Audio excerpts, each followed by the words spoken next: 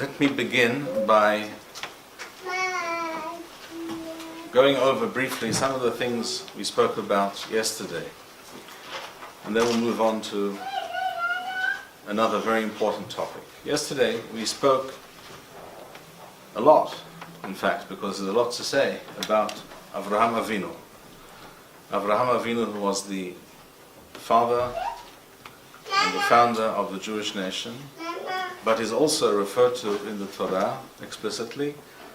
Hashem promises Avraham that he will be an Av Hamon Goyim, father of many nations. What do we see when we examine what the Torah relates to us about Avraham? We see a person who is dedicated to doing the will of Hashem, above and beyond all other considerations. As we mentioned yesterday, Avraham was childless till the age of 86.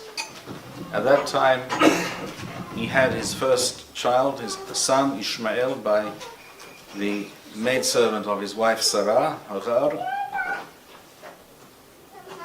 But Hashem later informed him that this Ishmael would not be his disciple. He would not be the one to continue his legacy and his work in this world. At the age of 99, Avraham is informed of two things by Hashem. Firstly, that Hashem is forging a covenant with him. This was not mentioned to him for the first time, but now it is being placed on a higher level. Avraham is commanded to do circumcision, first of all on himself at the age of 99. You can imagine that that's not a simple thing to do. Also to circumcise his son Ishmael, who at that time was 13 years old, and all the male members of his very large household and entourage. We read in the Torah that he had as many as 318 armed men under his command when necessary. So he was a very powerful individual with a very large tribe and following of people. And the first thing that we can take note of with regards to Avraham and this miswah, this commandment of milah, of circumcision, is that it's not always easy to do that which is required of you. Sometimes it can involve pain, and sometimes even danger, risk even to life. In theory, a child could even, I think it's almost unheard of, thankfully nowadays certainly, but a child could theoretically even die from infection or some complication as a result of a circumcision. But that has never stopped. That did not stop Avraham, and never stopped the Jewish people from performing this miswah, because we know that fulfilling the word of Hashem and moving the ball forward, fulfilling his plan for the world, that comes before all considerations. And if circumcision is part of that plan, if it is necessary, because Hashem says it is so, that there must be an indelible mark in our flesh that connects us to Hashem, then that is how it has to be. In other words, the will of Hashem, because Hashem's wisdom is infinitely greater than ours, the will of Hashem always comes before whatever ideas or notions or opinions we or others may have. That is the first principle, that is the first lesson that we all need to know, both as Jews and as B'nai Noach, as righteous Gentiles. Or put another way, in very simple terms, opinions there are many, truth there is only one. As we read further in Sefer Bereshit, the book of Genesis, we find Avraham being tested a very difficult test, he is told first by his wife, Sarah, and then this is confirmed by Hashem because Abraham didn't like this idea for obvious reasons. We're talking about his son Ishmael. He is told to drive out Ishmael from his home and send him away. Why?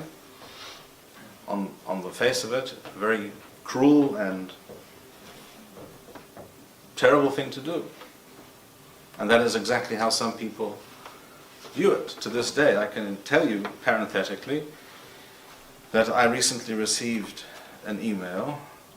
I now receive a strange email every week. I must tell you this story. I now receive an email every week from some organization. I won't mention the name, it's not important. I don't know how I got on their list, but I did somehow. And it's all these newfangled ideas about the Torah. And one of the articles I received recently was exactly such a thing, decrying the evil, terrible act of Avraham sending Ishmael away. And this is exactly how some people view it.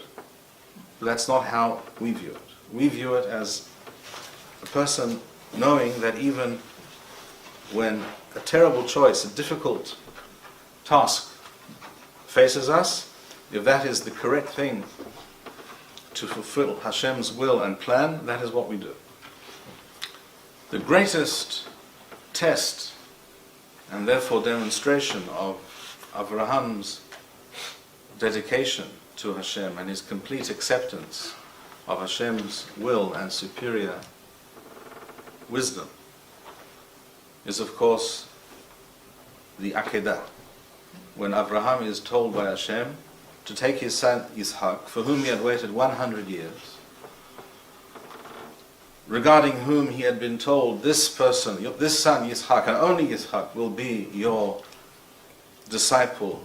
He will continue your legacy, your teachings into the future. Now I want you to take him and sacrifice him. Something which truly makes no sense. Certainly, it would have been quite reasonable to hear Abraham say, well, excuse me, but that's not what you told me a little while ago, some time ago, a few years ago. What's going on? Not to mention the difficulty of such performing such a task. And yet, again, we see Abraham, without question. Vayashkem Abraham baboker, Abraham got up early in the morning, and off they went.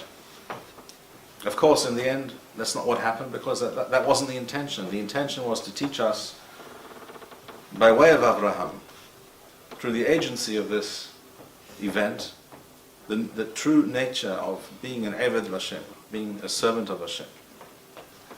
Now, we have to ask ourselves a very obvious question. All right, Hashem chose Abraham. We see that Abraham is a true servant of Hashem. He will do whatever Hashem asks of him. But what is the purpose? Why are we here? Why are we supposed to continue in that way? What is our purpose as the purpose of the Jewish people and the purpose of all people who believe in the one God, the creator of all things? What are we to aspire to? And this question, or the answer to this question, has everything to do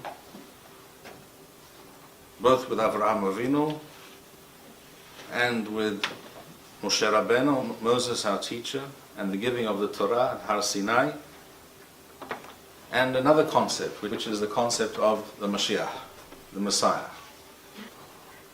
So we have to go back to the very beginning, or almost the very beginning. The second book, after having discussed Avraham Avinu in the first book of the Torah, in the second book of the Torah, Sefer Shemot, the book of Exodus, we read there in chapter 19, before the Torah is given, just before the Torah is given to the Jewish people at Har Sinai, the Mount Sinai, Hashem speaks to Moshe and he says, tell the people the following. V'atem tiyu li mamlechet kohanim v'goy kadosh. You shall be li, for my purpose, a mamlechet kohanim, usually translated as a kingdom of priests. I don't like that translation. I don't think it's precise. I'll explain in a moment. And a goy kadosh, and a holy nation. The word goy means a nation. Why do I say the translation Mamlechet Kohanim is not, or the translation I mentioned, the kingdom of priests, is not a good translation of Mamlechet Kohanim? Well, first of all, we have to understand that the word Mamlacha, which is related to the word Melech in Hebrew, means a kingdom. Melech is a king, Mamlacha is a kingdom. But the emphasis is not necessarily on a kingdom, but rather on a state, a nation, that is a sovereign nation that lives in its own country according to its own unique Torah and civilizational endeavor that it has nurtured for thousands of years. So when the Torah uses the term Mamlacha, kingdom, in modern parlance we would say a state, a nation, a country with its own political infrastructure. Whether it has to be specifically a kingdom, a monarchy or not, that's actually an entirely different and very involved discussion in itself, which is not for today. But the idea is that the Jewish people are being brought into existence at that point in time, or their existence is now being brought to a culmination by the giving of the Torah, and they're being given their mission. The mission description, the job description is, you are to be a Mamlechet Kohanim. So I explained the word Mamlacha, kingdom, nation. Kohen, a priest technically, but the word Kohen can also mean someone who is very special or unique or looked up to. Is related apparently to the term, the Mongolian term, other Asian, Central Asian languages, Khan, right? Like Genghis Khan, for example. There's someone, a leader, an important person, someone who is very, has rule or leads other people. In other words, the Jewish people are being told, you are going to be leaders, you are going to be teachers, people who will convey my message to the world, and a Goy Kadosh, and a holy nation. Because in order to convey my message fully, completely, you have to be a nation. You cannot do this as a collection of individuals. What is so important about being a nation? We could ask, or we could rephrase that question and ask it, or state it another way. Why didn't this task of teaching the world, why was it not sufficient to continue in the same mode as Abraham? One special man with one family, some followers, and that's sufficient. What came after Abraham? We had Yitzhak, his son Yitzhak. After Yitzhak we had Yaakov, his grandson Jacob. Jacob already had 12 sons. And that was the beginning of the 12 tribes, and therefore the beginning of the Jewish nation. Because a nation can achieve things, can do things, historically speaking, that individuals can never do.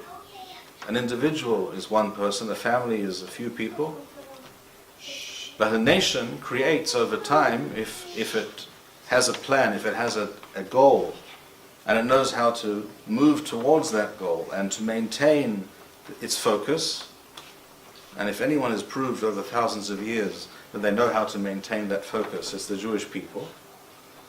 If you know, therefore, what your aim is, and you can focus on that over many, many generations, hundreds and even thousands of years, then you create a civilization. Then you create an intellectual, a spiritual reality. You create a world of ideas and a way of life which can then be seen and viewed by others and understood as an example of how things should be done. And this is the true essence of Jewish nationalism.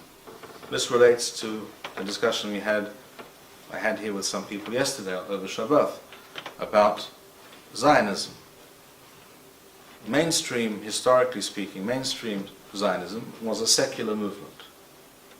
In the eyes of many, not without justification. It was in fact not just a non-Torah movement, it was even an anti-Torah movement. It was an attempt to reconstitute a Jewish nation without reference to the Torah. And it has to be stated clearly, plainly, for all time, that that is not the Jewish idea that is not the authentic idea of Jewish nationalism.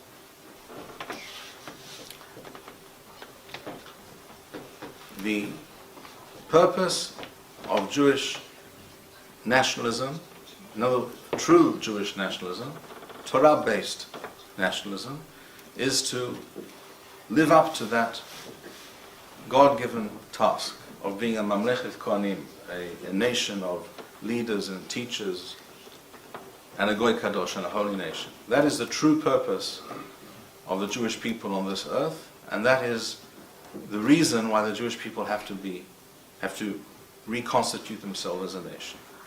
And if this reality has been called into existence over the last 120 years or more, since the beginning of